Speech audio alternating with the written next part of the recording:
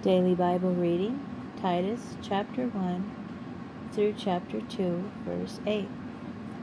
From Shaul, God's slave and an emissary of Yeshua the Messiah, sent to promote among God's chosen people the trust and knowledge of truth, which lead to godliness, and which are based on the certain hope of eternal life.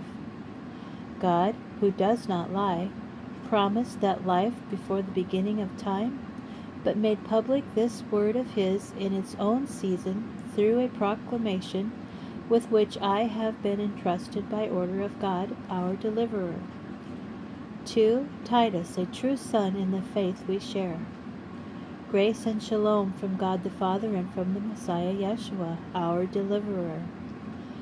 The reason I left you in Crete was so that you might attend to the matters still not in order, and appoint congregation leaders in each city. Those were my instructions. A leader must be blameless, husband to one wife, with believing children who do not have a reputation for being wild or rebellious. For an overseer, as someone entrusted with God's affairs, must be blameless. He must not be self-willed or quick-tempered. He must not drink excessively, get into fights, or be greedy for dishonest gain. On the contrary, he must be hospitable, devoted to good, sober-mindedness, uprightness, holiness, and self-control.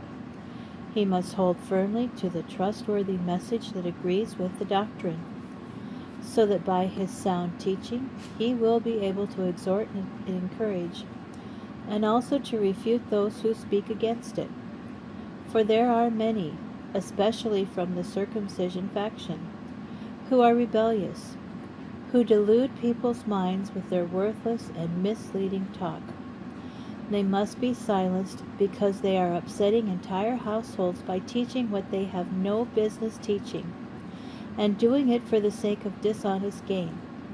Even one of the Cretans' own prophets has said, "Cretans are always liars, evil brutes, lazy gluttons," and it's true.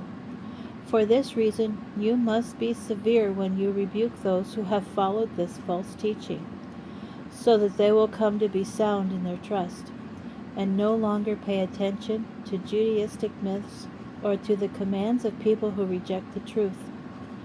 To all who are themselves pure, everything is pure.